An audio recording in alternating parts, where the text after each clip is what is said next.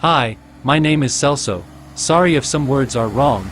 I'm from Brazil and I'm using a translator. And today I'm going to show you a camper that I built myself in AL 204x4 truck, year 1998. When I started the project, I had no idea how simple it was to build my own camper.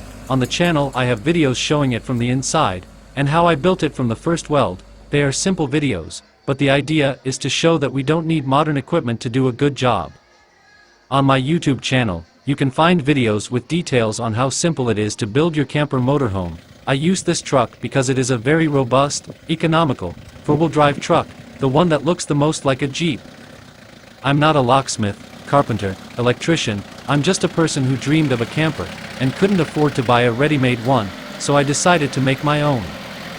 You can too. I tested the camper on trips on bad, bumpy roads, I climbed steep mountains, inside forests, bridges almost falling. Watch the video until the end and see all the difficulties overcome by this super camper. Don't forget to subscribe to the channel and enjoy the videos, it helps us a lot. Leave your comment about what you think of my project.